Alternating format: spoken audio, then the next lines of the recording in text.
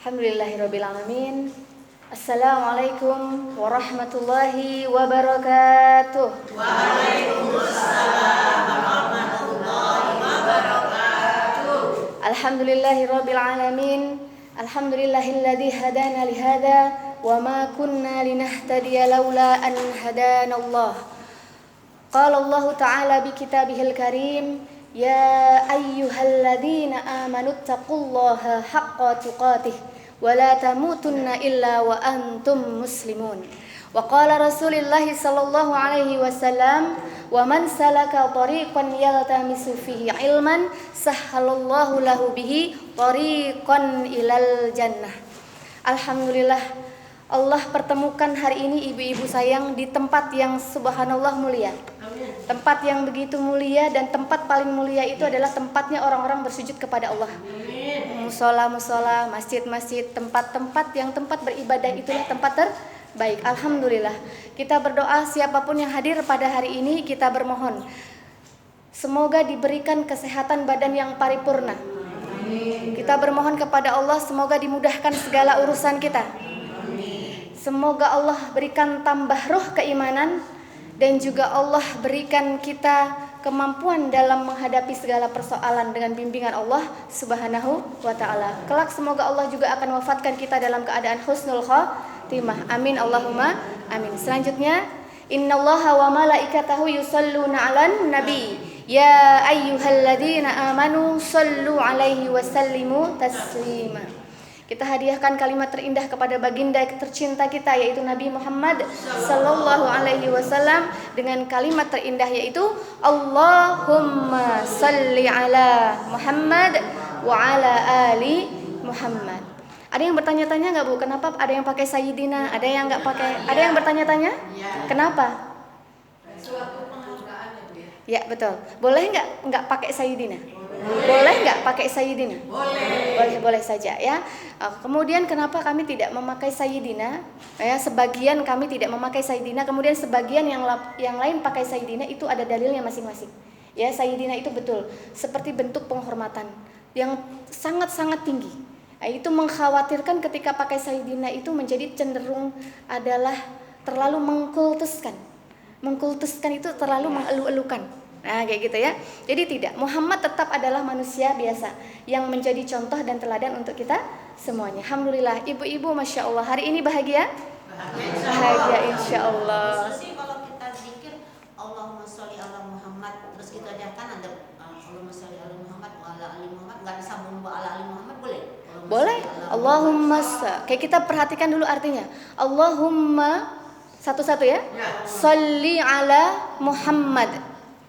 Itu artinya apa? Selamat ya. Allahumma satu-satu. Allahumma.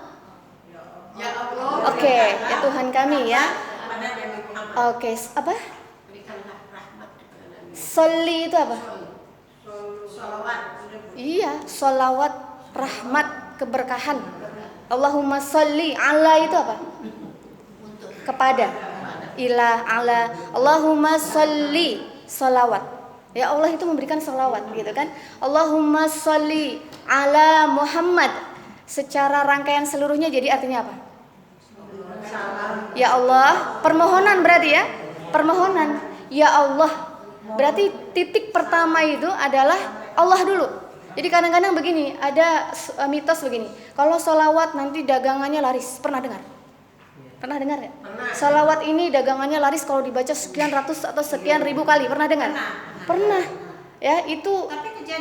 Tapi kejadian kenapa? Kita lihat artinya. Kejadian atau tidak, yang pertama itu adalah titik tahapan pertama itu adalah Allahumma. Perhatikan, ya Allah kami minta. Kan gitu ya. Berarti titik pertama yang kita minta itu siapa? Allah. Barulah menuju Allahumma sholli ala. Berikanlah salawat kepada Nabi Muhammad. Otomatis kalau kita memohon salawat kepada Nabi Muhammad, otomatis Allah akan memberikan salawat kepada kita. Itu otomatis. Jadi yang pertama, titik pertama bukan karena Muhammadnya, bukan karena salawatnya, bukan karena kalimatnya, tetapi karena Allah yang mengizinkan. Jadi puncak tertinggi itu yang diminta siapa? Allahnya, bukan kalimatnya. Saya tuh pernah dengar di TikTok itu ada gini nih. Ayo sembuhkan kaki dengan mungkin ibu-ibu. Apa itu? Wa idza batashtum itu. Ada yang pernah dengar? Nah, wa idza batashtum. Enggak ada ya? Alhamdulillah lah kalau di sini enggak ada. Itu kadang-kadang kalau di informasi media sosial itu harus betul-betul diteliti. Teliti sungguh-sungguh, Bu. Jangan ikut aja karena siapa aja bisa masuk itu. Jadi Siapa aja bisa masuk. Khusus ya, Ya. Allahumma sholli ala Muhammad. Oke. Iya, betul. Kita kalau zikir kan Boleh. berapa kali katanya suruh berapa kali?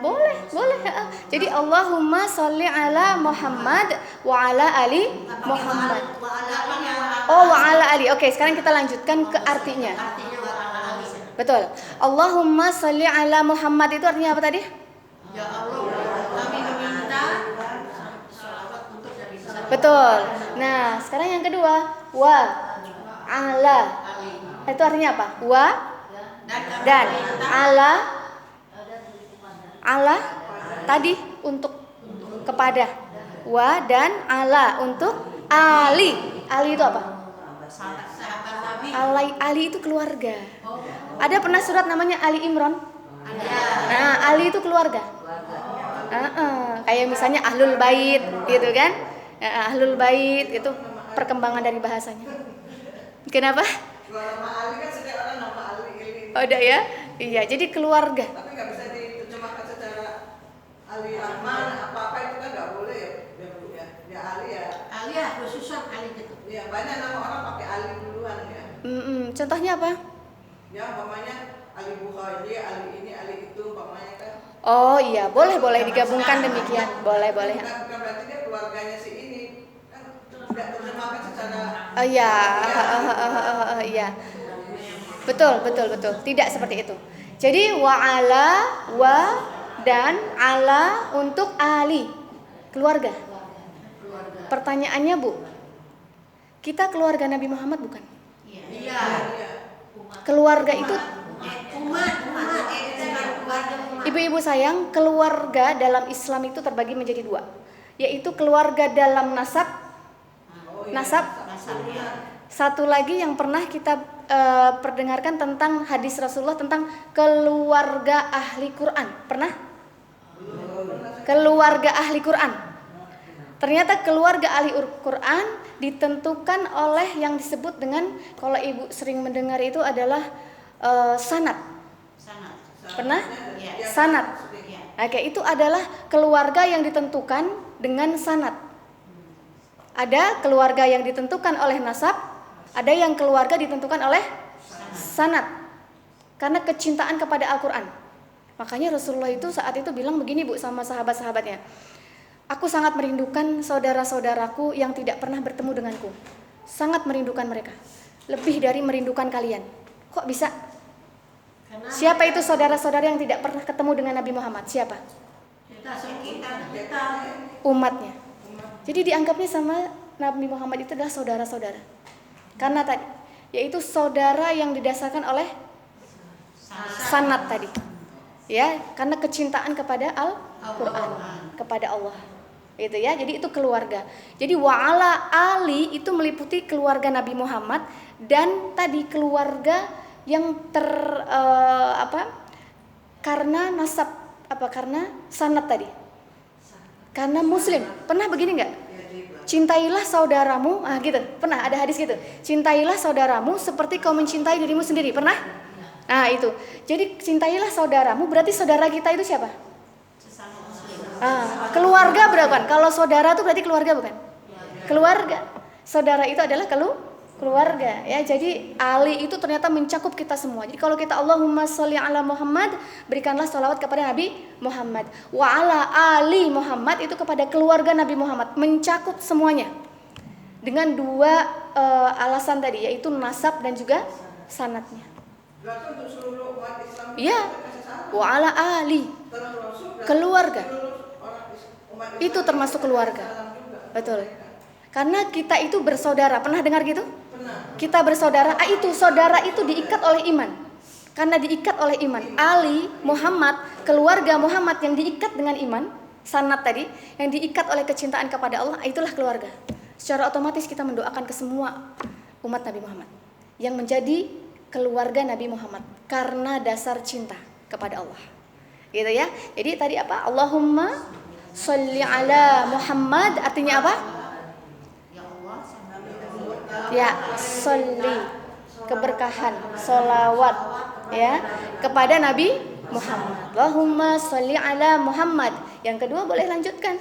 Enggak pun enggak apa-apa. Enggak pun enggak apa-apa. Karena itu enggak terhubung maknanya secara kalau diputus tuh enggak pengaruh. Gitu. Nah, wa ala ali Muhammad artinya apa tadi? Wa ali dan juga kepada ali. Ali itu apa? Tadi keluarga. Siapa keluarga Nabi Muhammad? Aisyah kan, kemudian Siti Khadijah, Ruqayyah dan lainnya sampai sekarang kan ada itu ya. Nah, itu sama. Posisinya nasabnya sama.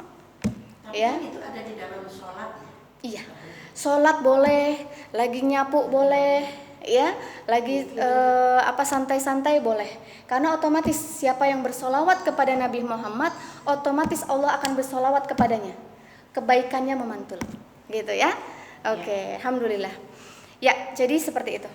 Kita lanjut ke Asmaul Husna tadi. Coba kita ulang. Ya. Ar-Rahman itu artinya apa? Ngasih. Ar-Rahim, Penyayang. Al-Malik, Berajanya. Raja. ya, yang Maharaja. Al-Malik, Al-Quddus, Suci. Salam, memberi keselamatan. Assalam Al-Mu'min. Al-Mu'min. Nah, sekarang Al-Mu'min. Al-Mu'min itu artinya apa? Kita satu-satu kita bahas ini ya. Kemarin sudah saya As-Salam, sekarang Al-Mu'min. Al-Mu'min itu adalah terpercaya, atau tempat lain barangkali ada memberi keamanan. Betul nggak? Kalau orang dipercaya berarti aman nggak? Aman. Itu Allah. Jadi Allah itu memberikan keamanan kepada seluruh makhluknya. Ya, baik itu yang terlihat maupun yang tidak terlihat. Yang menyembah Allah dia akan memberikan keamanan sempurna di hati dan juga pada kehidupannya. Al-Mu'min ini sebetulnya bisa juga kita jadikan teladan. Sifat-sifat Allah ini bisa juga kita serap untuk kita juga. Maksudnya gini, Al-Mu'min itu artinya apa? Maha memberi keamanan. Kita juga bisa menjadi mukmin. Nah, mukmin itu apa? Nah, kita kan sering mukmin dan mukminat, muslim dan muslimat. Nah, mukmin itu apa?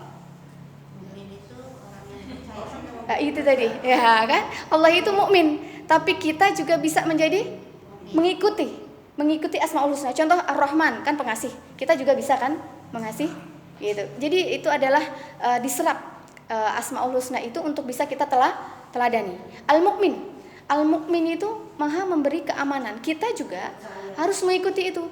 Kita juga mestinya memberikan keamanan. Maksudnya gimana nih? Mukmin itu ya, mukmin itu ternyata kalau mukmin yang sejati Bu, sebetulnya adalah dia memberi keamanan, dapat dipercaya. Kan gitu ya, mukmin. Nah, mukmin itu artinya apa tadi? Dapat dipercaya atau memberi. Amanah itu bagian dari kata mukmin juga. Kan dia bahasa Arab. Serapan dari bahasa Arab Bu. Ya, bahasa Arab itu punya akar kata. Misalnya sajadah itu bisa masjid, bisa sajadah gitu ya, bisa sujud gitu. Jadi akar katanya itu sama. Ya, akar katanya sama. Amanah dengan mukmin, hanya perkembangannya saja. Jadi satu akar kata itu Bu kalau dalam bahasa Arab bisa 16 makna. Bisa berubah-ubah, betul nggak? Betul ya, yang pernah belajar bahasa Arab, satu kata itu bisa banyak. Salah satunya mukmin ini Bu. Nah, mukmin ini kita harus memberikan keamanan. Kalau Allah memberikan keamanan ke semua makhluk, kita setidaknya minimal memberikan keamanan kepada orang-orang di sekitar kita. Percaya. Ya, mukmin itu lebih ke begini. Orang yang dipercaya itu, Ibu, lebih khususnya adalah dia dapat memberikan keamanan. Aman. Kalau dia diamanahkan suatu barang aman. tapi dia sendiri juga memberikan keamanan kepada orang-orang di sekitar kita, kepada keluarganya. Aman dari apa? Aman dari lisannya. Paham maksudnya? Jadi orang mukmin itu harus, kenapa? Panutan, contoh, modeling. Agak sedikit berbeda ya. Kalau contoh itu adalah seseorang yang kita ikuti, gitu ya. Oh ya, contoh, panutan itu juga harus diikuti. Dan kita memang harus punya yang namanya panutan, Bu. Kalau kita nggak punya panutan, kita terombang-ambing. Harus punya panutan. Ibu misalnya ingin apa? Ingin bersedekah banyak, ingin berhaji. Deket-deket tuh sama orang-orang yang sudah berhaji, yang udah sedekah banyak. Ibu pengen ngafal Quran, deket-deketin sama orang yang hafal Quran, jadikan dia model dan contoh. Ibu nggak akan buang waktu untuk gimana caranya sedekah banyak, gimana caranya berhaji dan lain-lain. Ibu tinggal ngikutin cara orang itu. Ya, itu panutan ya, Bu Sri ya. Kembali lagi al-mukmin. Al-mukmin itu adalah tadi apa, Bu?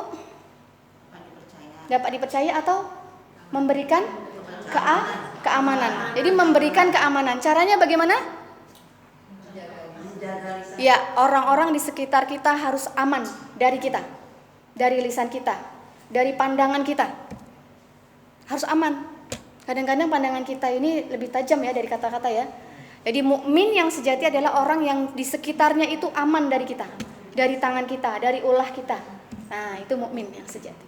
Ya, oleh karena itu mukminnya Allah ini semoga menyerap dalam hati kita sehingga kita menjadi seorang yang memang Allah cintai dengan Asmaul Husna al-Mu'min ini.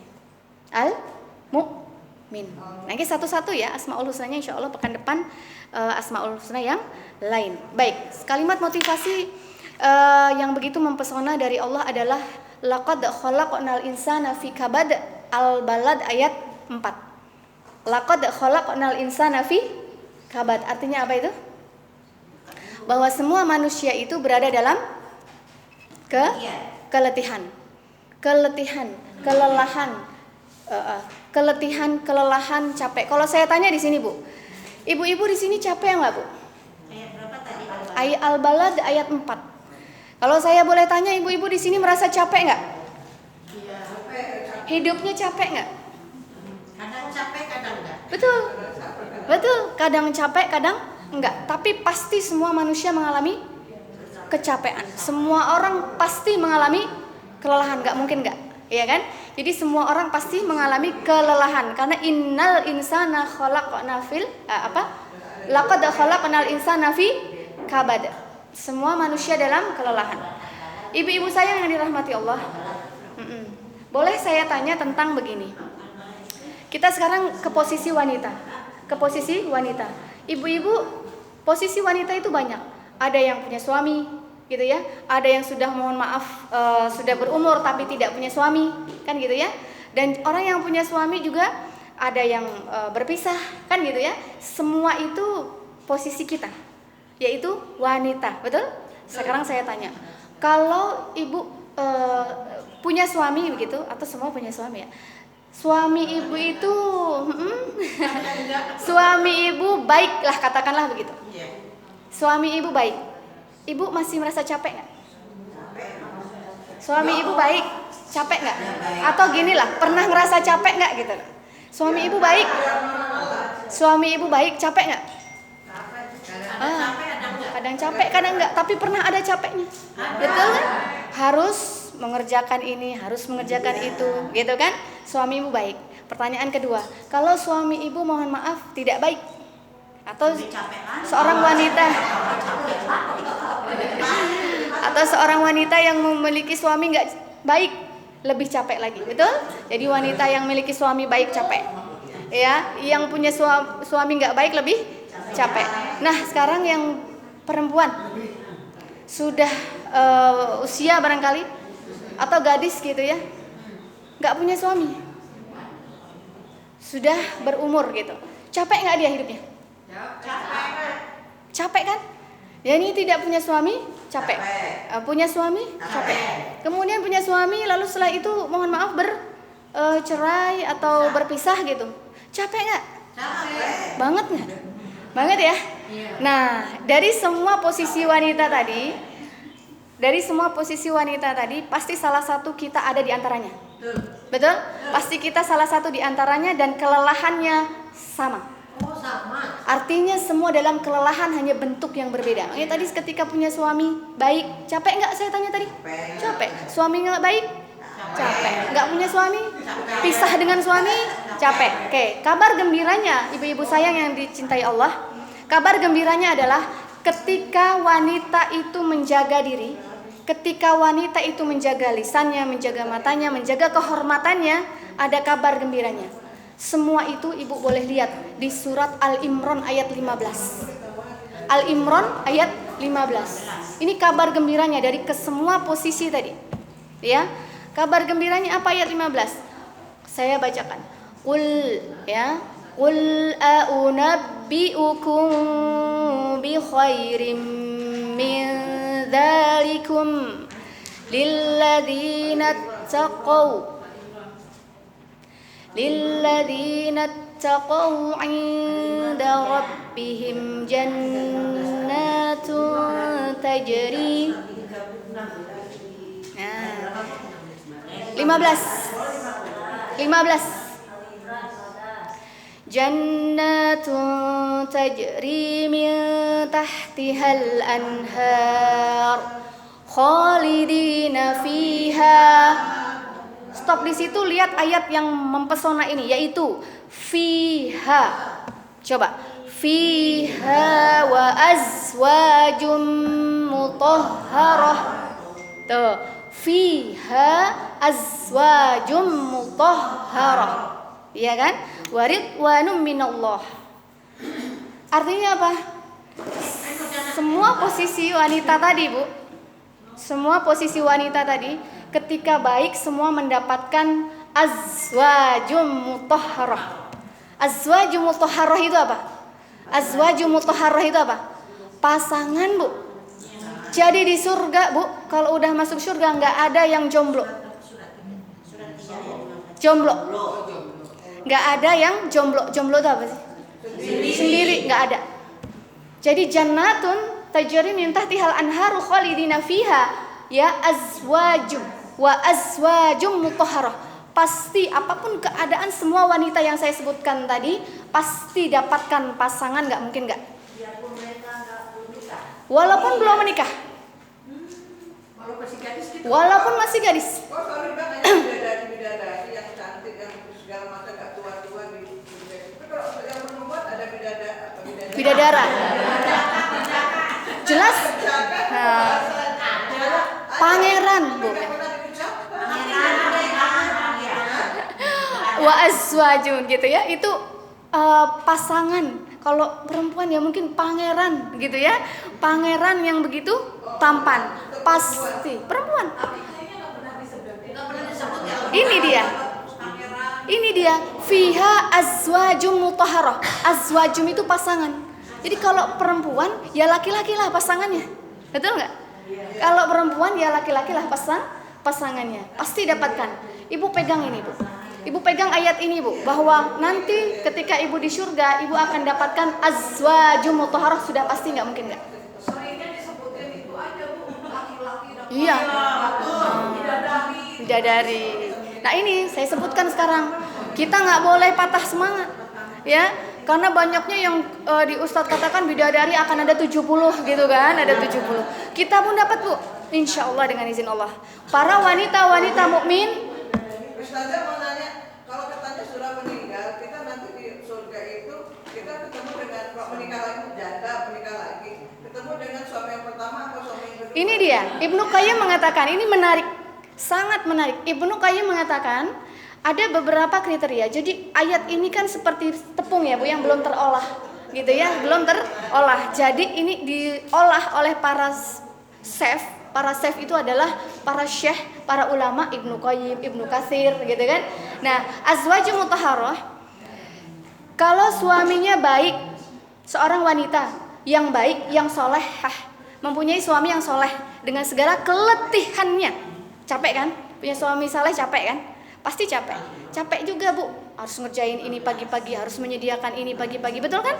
Itu. Ketika dia mempunyai suami yang soleh, kira-kira azwajum mutahharahnya dia atau pasangan dia di surga itu siapa?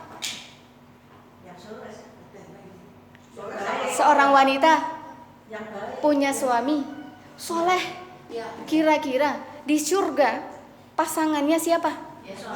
Ya suaminya akan menjadi raja dan ratu nanti di surga. Sering kita dengar kan? Ini dia yang kedua. Saya baru berjalan dan melangkah.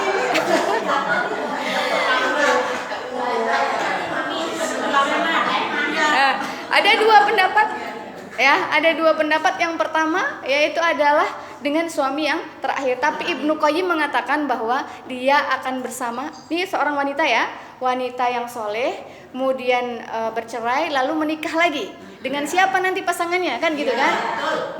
Ibnu Qayyim mengatakan dengan yang paling dia cintai di dunia, satu, dan yang paling soleh di antara semua itu. Yang paling soleh dan yang paling dia cintai sekali di dunia. Itu Ibnu Qayyim mengatakan, gitu ya. Masya Allah. Jadi seperti itu. Sekarang pertanyaan selanjutnya, Bu. Kalau seorang wanita yang baik, salehah, punya suami yang tadi nggak baik, ada nggak kisah yang seperti itu? Ada seorang wanita baik, punya suami nggak baik. Capek nggak dia? Capek banget. Tapi apakah wa azwajum mutahharah dia dapat nanti di surga? Dapat nggak kira-kira dia dapat pasangan di surga? Dapat nggak? Dapat siapa kira-kira? Suami yang baik. Nih, Ibnu Qayyim lagi mengatakan, ini sebuah tafsir ya Bu ya. Seorang wanita yang mungkin mempunyai suami tidak baik, dia akan menikah dengan seorang pria yang dulu di dunia belum menikah. Siapa itu? Kalau orang sekarang mah bilangnya apa? Berondong ya? Berondong atau berondong ya? Dengan berondong atau dengan pria yang dulu di dunianya belum nikah. Ada yang bilang ke saya, Ustazah kasihan dong laki-lakinya dapat janda gitu ya. Di surga Bu udah nggak ada lagi keriput Bu. Dan semua fresh graduate, artinya semua perawan tinting. Katanya sekitar 19 tahun. Wah itu dia, sekitar itu ya. Semua akan dirubah menjadi gadis semua. Jadi itu akan menikah. Dan kemarin itu saya dengar ada seorang TNI yang masuk lewat jalur tahfiz, Bu Vina, itu meninggal. Meninggal. Bu, saya lihat fotonya ganteng banget, Bu. Ya Allah, dia belum menikah. Kira-kira dapat istri nggak nanti di sana? Ya. Salah satunya tadi barangkali dengan seorang wanita yang mohon maaf dia menjaga Bu, tapi syaratnya satu, harus menjaga diri, harus menjaga ketaatannya sama Allah. Matanya dia jaga, ya matanya dijaga, lisannya dijaga, tangannya dijaga. Walaupun suaminya nggak baik barangkali, dia lelah dalam kehidupan dunianya, tapi dia menjaga diri. Wa azwajum mutahharah, kata Allah, dia pasti akan mendapatkan pasangan di surga.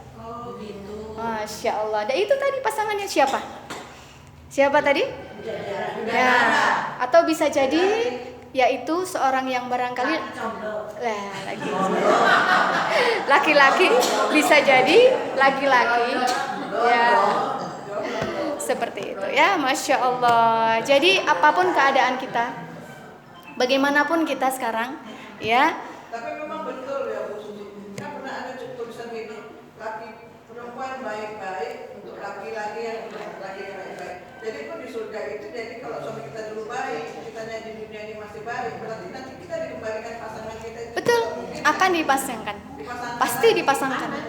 Ketemu lagi dan akan berubah menjadi tampan lagi. Gitu ya. Kita menjaga moral kita. Betul. Kita menjaga moral kita tetap baik sampai kita nggak ada. Betul. Ketemu lagi sama suami di sana. Ketemu lagi. Baik, kan? Betul. Masih dipasangkan sama Allah. Pasti dipasangkan lagi sama Allah. Ya, jadi apapun keletihan kita sebagai wanitakah yang mempunyai suami baik, Sebagai wanitakah yang mohon maaf suami kita kurang baik? Sebagai wanitakah yang belum memiliki suami, gitu kan? Kemudian juga wanitakah yang sudah dicerai, gitu kan? Banyak kan? Ya, banyak kejadian-kejadian seperti itu. Berikan nasihat, barangkali sahabat kita, mungkin juga adalah teman kita gitu ya. Berikan sahabat, setidaknya untuk diri kita sendiri. Semua pasti akan berakhir dengan baik kalau kita menjaga diri, kita menjadi mukmin. Kalau perempuan mukminah menjadi mukmin yang baik, jaga mata, jaga lisan, jaga tangan, semuanya kita jaga, semua akan mendapatkan wa azwajum mutahharah, pasti dapat suami di surga, pasti dapat pasangan di surga. Azwajum mutahharah wa ridwanum minallah, akan dapatkan keridhaan Allah Subhanahu wa taala. Alhamdulillah. Baik, kita hari ini hadis ya. Hadis. Tapi sebelumnya begini, saya akan sampaikan sebuah penelitian dari dokter, namanya Dr. Diamond. Jadi Dr. Diamond itu meneliti tentang syaraf di pemikiran manusia atau otak. Jadi di dalam otak itu ada sel-sel dendrit ya, di daerah neokorteks itu kalau terhubung ditambahkanlah namanya zat kayak setrum gitu Bu, kayak listrik ya. Di otak kita itu kan punya banyak syaraf-syaraf, itu akan terhubung yang disebut dengan mielin. Terhubungnya itu dengan mielin. Mielin akan tumbuh dengan cara pengulangan. Jadi saya nggak bosan nih, saya akan terus mengulang. Ya, saya akan terus mengulang, dan kita jangan pernah bosan mengulang karena itu untuk menambahkan mielin tadi di dalam otak kita, karena otak itu berfungsi Bu, penelitiannya 150 tahun masih berfungsi. Jadi jangan saya sudah tua, udah susah deh nih ngafal dan lain-lain, jangan. Karena itu akan terhubung. Dia akan mielin itu akan bertambah terhubung gitu, kayak lem Bu Vina, kayak lem gitu ya. Jadi akan terhubung dari dendrit-dendrit tadi. Pengulangan yang akan saya coba untuk hari ini sebelum kita masuk ke hadis adalah kemarin tentang mat tabi'i. Tentang mat tabi'i. Mat tabi'i itu apa? Sedikit aja, mungkin sekitar 20 menit. Panjang 2 harakat. Mat tabi'i itu apa? Mat tabi'i itu apa? Ya, panjangnya 2 harokat. Jadi durasinya 2 kali lipat dari 1 harokat yang kita baca. Ya, kayak misalnya kita sering dengar gini. Bismillahirrahman. Nah itu panjangnya kira-kira 2 harokat nggak? Lebih. Nah lebih kan? Nah itu coba kita, walaupun apapun nada ibu yang ibu pakai, nadanya apapun itu, ibu harus gunakan mat tabi'i dengan stabil. Namanya kestabilan mat. Apa? Kestabilan mat. Jadi mat tabi'i yang ibu baca di Quran, apapun nadanya harus sama durasinya. Gak boleh lebih, gak boleh kurang. Contoh, Bismillahirrahmanirrahim. Sama gak tadi? Gak sama. Jadi mat tabi'inya harus sama. Bismillahirrahmanirrahim.